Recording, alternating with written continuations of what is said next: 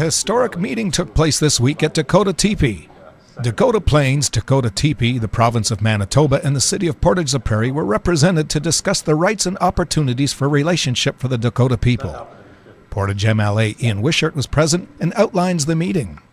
Well, certainly this has been a very interesting discussion. I think what everybody in the room is looking for is sort of what can be put in place to provide new economic opportunities for Portage and everyone in the area. And so certainly we talk very much about some of the history in the area, particularly related to Dakota Tipi and Dakota Plains. But we move beyond that to talk about what other opportunities and how we could work together as a city and as a community to find solutions for everybody and grow the economy in the Portage area. But that aside, and I know you respect your history and you certainly want to continue pursuing your rights at whatever level you can, whether they be through the courts or whether it be through negotiation.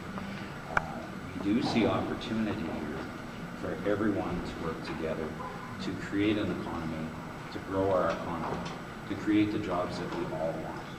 Portage the Prairie Mayor Orville Ferris attended, and he gives his perspective of the meeting. Well, just more dialogue with the folks sitting around the table. We had the provincial government, or our provincial represented, Dakota Plains, Dakota Tipi, our Ec Development Officer, and I guess part of our ongoing dialogue to build our relationship, increase economic development opportunities in our region, not just in the city, but in the region. Dakota Tipi, those are the closest communities. And this is, there's a lot of history. We've been neighbors for well over 100 years. Cornell Pacha is advisor for governance in Dakota Tipi and says he enjoyed the event. My thoughts on it, I enjoyed it, and it's first time. For me, it's an opportunity. It's an opportunity for us to sit down and discuss the potentials, and for me, that's a good thing. Having the people, important people, the dignitaries, and ourselves, and other First Nations, and just to come together, I guess, and discuss and brainstorm and just see what the potential is for the future. That was, for me, was an exciting part of it. So 114 years it's since Parish Lot 99, and we have that history, and it's a rich history. Dakota Sioux in Canada, stateside. We have rich history, and we also have we were always a huge part of this area, and especially Portage the Prairie, and to realize that was for us to relive that history. Our grandparents, our grandfathers, it was to relive that and to try and bring it forward to the relocation, the obstacles that come with that, and try to look at the past, but also learn from it and try to move forward. The potential for the future, and that to me is the exciting part of it when it comes to our history. Both Canada, stateside, we're here. Yes. The Dakota people were represented by Chief Orville Smoke of Dakota Plains and council members of Dakota Tipi. Smoke remarks about their discussions. I think it was very historic. I think it's a long time coming.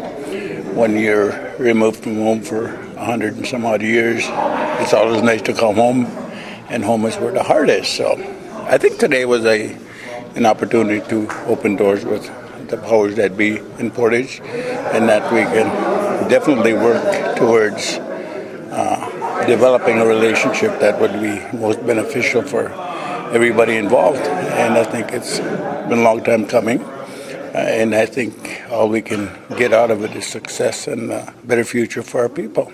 The motion was made March 20, 1911. It was just 18 days ago.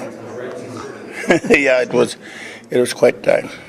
I think a lot of assumptions were made towards the Dakotas in the area, and we just waited until the appropriate time to make our objections to it, I guess.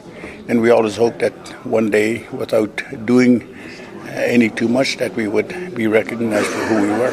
We were always here, and I think a lot of decisions were made overlooking the Dakota, and I think it was neglecting a lot of people, and I think we were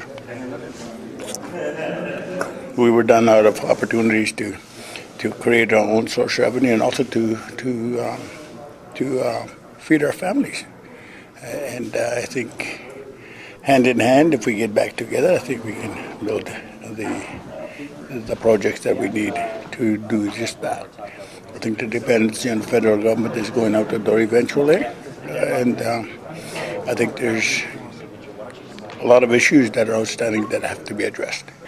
Our relationship, our families extend all the way down to Wisconsin, Minnesota, North Dakota, South Dakota, and traditionally we migrate with buffalo herds and the wildlife that were available, and they did this seasonally, so we just followed them, and we in fact were from here to Northwest Territories to South Carolina, and we have the actual documentation on that, and I think the immigration was introduced when the international border went up, and they assumed that we recognized it prior to that, but we didn't know anything about it, so we couldn't be immigrants.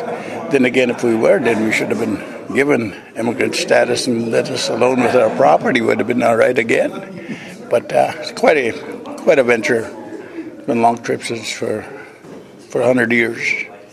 Clinton Pacha is Economic Development Officer for Dakota Tipi, and he gives his input as well.